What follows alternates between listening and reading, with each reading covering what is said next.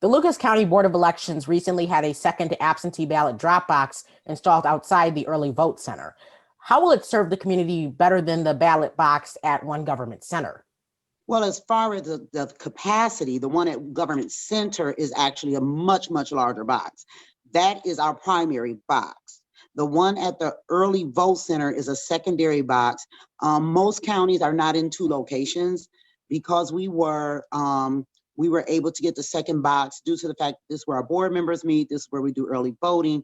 So it is truly a secondary box. Apparently people are attempting to use it as our primary box because it seems to be getting more full than the first one.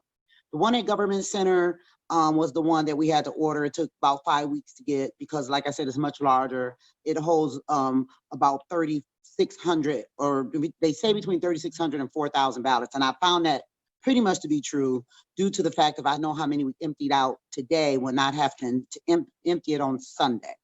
The smaller box, we had to have a bipartisan team. Actually, it was myself and someone from the other party come here twice yesterday to empty the box because it is the one at Government Center is early vote center is a secondary box to utilize for people. I think more people use this one because you can drive up to it. But I am asking people, even when they drive up, to pull out of the way of traffic. But I've noticed that a lot of people are stopping in the line of traffic. In Government Center, the city did post signs up for us saying that it could be utilized as a drop-off lane for your ballots, so people don't have to worry about getting a ticket. It's striped, it's yellow, it runs along Jackson Street in between Huron and Erie. So that allows people to drop off as well, without worrying about getting a ticket. Do you think that the Secretary of State's decision on ballot drop boxes will make any difference in the way people vote or make it easier for them to vote? Well, I think that what normally is a pattern is that if you're an absentee voter and they take away some other means of voting, you may be more apt to go to the other means. What was kind of displayed during the last election, that if you're normally an election day voter that goes to vote at the polls and you don't have that option, you're not necessarily going to become an absentee voter. Does that make sense? So I think with the pandemic, a lot of people are not as comfortable going to vote in person. But due to the fact that our early vote center numbers have been consistently over 1,000 each day, states that people want to vote and they're willing to wait a little bit of time to cast their ballot, because we do have to have the 6-foot distancing. So when you're in line, you have to have a 6-foot distancing due to the pandemic. And what we found is that people are willing to vote. I mean, not, as you see, just not here in Lucas County, but in a lot of other counties within the state and, and across the country. I mean, I've read some people are waiting 4 to 6 hours, things of that nature. Most people tell me at the longest time they're waiting is an hour. And I don't think that's very long to be able to cast your ballot. I always tell people, don't think during this election that you're going to be able to come and get in 15 minutes, because it's just not going to happen.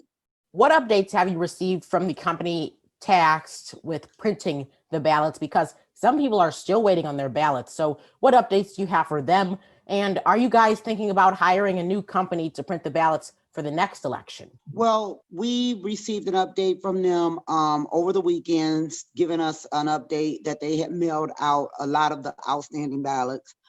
I received another information from them directly right before this call, because we were asking to verify some of those numbers through the postal accounts, and they stated that they're going to send that to us as well. We have already started preparing to finish out this election in-house, because it's not even moving to the next election. We have to print in-house to continue the rest of this election. So our staff has been working on that since Thursday. We worked this weekend. So our goal is to continue the rest of the outstanding ballots for this election as they come in-house. And in reference to what the board will do for the next election, I cannot speak for the board. I don't believe that this company has left a positive opinion of themselves with our board. But as I stated, I cannot speak for the board in reference to outsourcing for the next election.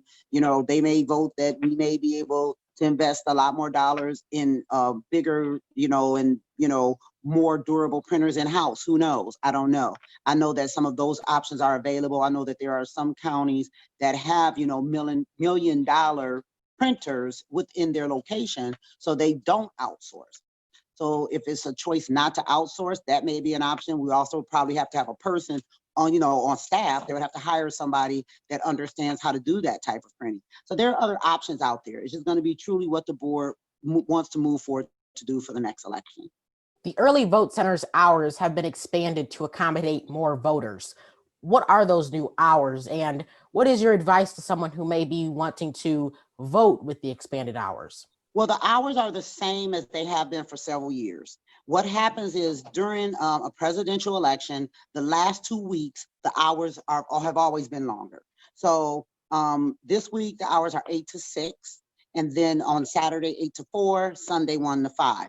The last week, the hours are 8 to 7, Monday through Friday, and then again, 8 to 4 and 1 to 5, and then that last day before the election, 8 to 2 for that Monday.